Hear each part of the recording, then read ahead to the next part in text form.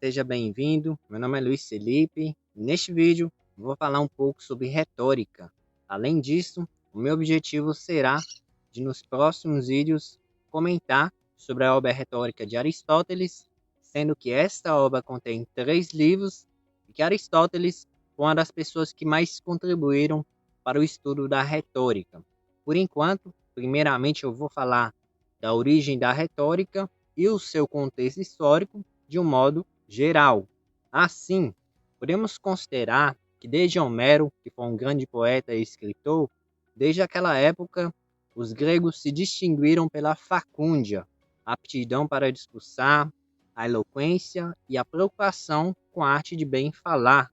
Tanto a Ilíada quanto a Odisseia, que são obras de Homero, elas estão repletas de conselhos, assembleias, discurso, pois falar bem era tão importante para o herói, para o rei, como você saber combater bem. Por outro lado, com o passar do tempo, tal necessidade inspirou a criação de uma arte que pudesse ser ensinada nas escolas e que habilitasse os cidadãos a lutarem pelas suas causas e defenderem os seus direitos, além de você aprender a como falar para o público ou falar para multidões. E foi assim que surgiram os primeiros professores da que mais tarde viria a se chamar retórica.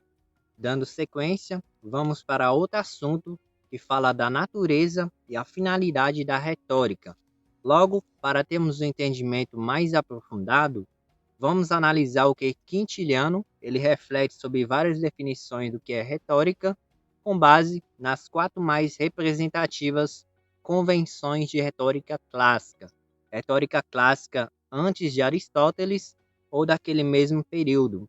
Assim, segundo Quintiliano, a definição atribuída a Córax e Tissíades de Siracusa, que conceituaram e publicaram o primeiro manual de retórica que se tem conhecimento, e também a Gorgias, que foi um dos principais sofistas, e aqui também a Platão.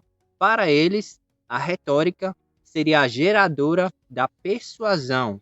Já em outra definição atribuída a Aristóteles, segundo Quintiliano, tem a seguinte afirmação: a retórica parece ser capaz de descobrir os meios de persuasão relativos a um dado assunto. Em comparação, pegando como referência a própria citação que Aristóteles nos apresenta em sua obra Retórica, no livro 1, em capítulo 2, tem a seguinte definição de retórica: pode-se definir a retórica como a faculdade de observar em cada caso o que este encerra de próprio para criar a persuasão. Então, segundo Aristóteles, o estudo metódico da retórica tange aos modos de persuasão.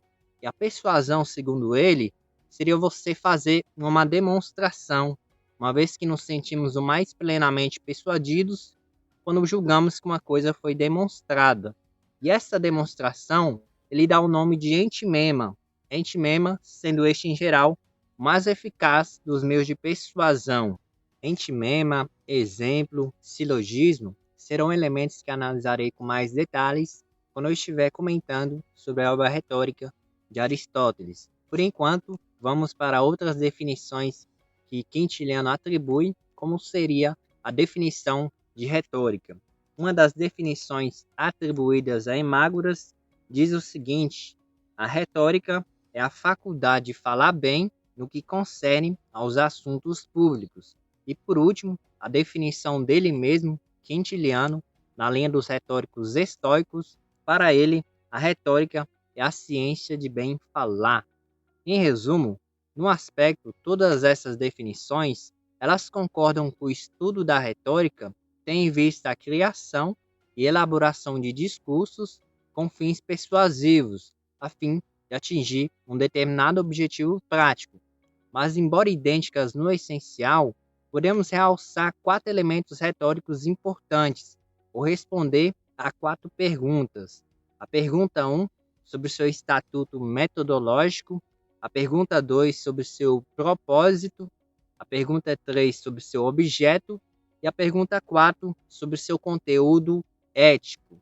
Em primeiro lugar, sobre o seu estatuto metodológico, Em todas as definições, eles concordam que o estudo da retórica tem em vista um conhecimento ou um corpo de conhecimento organizado num sistema ou método, mas nem todas essas definições, e até mesmo alguns autores, eles concordam que a retórica seria uma arte ou uma ciência, ou quaisquer outras classificações. Em segundo lugar, quando falam da finalidade persuasiva da retórica, eles estão a pensar na finalidade persuasiva dos oradores e não na dos professores. Mas o fato é que o mestre ensina, ele não persuade.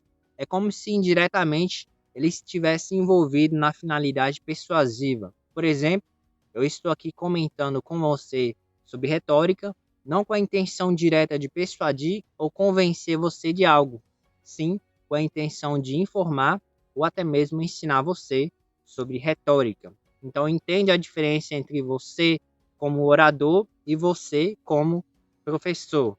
Em terceiro lugar, no que diz respeito ao objeto da retórica, os autores clássicos, eles estavam mais preocupados com a prática oratória, com a eloquência e a sua utilidade, do que com a teoria. Além disso, alguns autores, eles consideram a existência de três gêneros de discurso, que seriam eles: discurso deliberativo ou político, discurso judicial ou forense, e terceiro, discurso epidítico ou discurso demonstrativo. Esses três tipos de discurso eu irei comentar no próximo vídeo, quando eu estiver analisando a obra retórica de Aristóteles. Por outro lado, tem autores que admitem a aplicação da retórica a qualquer assunto, pois tem por objeto a realidade total, e qualquer assunto, qualquer discurso, qualquer texto que tem finalidade persuasiva pode sim ser um dos campos de estudo da retórica. Já em quarto lugar, põe-se a questão da retórica ser ou não ser eticamente neutra. E como base de explicação, eu vou pegar como referência alguns autores clássicos. Por exemplo, o filósofo Platão, ele considera que o uso da retórica deve ser eticamente responsável e comprometida, como se fosse uma prática dialética em busca da verdade ou verdades. Tanto é que Sócrates, Platão, eles criticavam os sofistas, pois os sofistas eram professores que cobravam para ensinar e elaborar discursos preocupados apenas com a finalidade persuasiva, vencer discussões a qualquer custo, persuadir a plateia, mesmo que eles não estivessem com a razão. Então, eles utilizavam da sua habilidade retórica, da sua eloquência, para interesses próprios, tendenciosos e até mesmo egoístas, o que Platão e Sócrates criticavam nisso, o uso incorreto da retórica. Além disso, pegando como referência Aristóteles, o qual irei comentar sobre a retórica no próximo vídeo, Aristóteles ele defende a neutralidade da retórica e a faz depender do caráter do orador, o uso responsável ou não das técnicas de persuasão. Tanto é que nos textos de Aristóteles, nós podemos perceber que ele nos convida a refletir sobre a eupraxia, que seria você agir em conformidade com as leis, onde o justo e o verdadeiro ele tem mais valor do que seus opostos, enquanto que o uso incorreto da retórica, segundo Aristóteles, poderia constituir a fonte de grandes danos.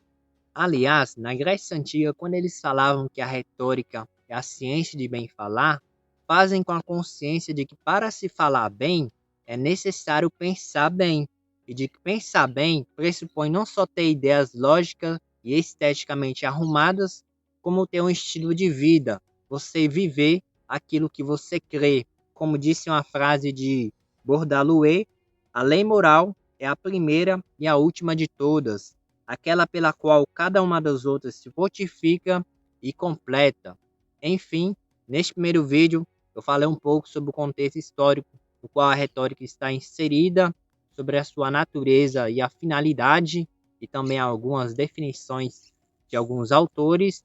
E no próximo vídeo, eu irei comentar sobre a obra retórica de Aristóteles. Então, se você quer acompanhar esse conteúdo de retórica de forma completa, se inscreva neste canal para que você possa assistir os próximos vídeos. Um abraço e muito obrigado por assistir este vídeo.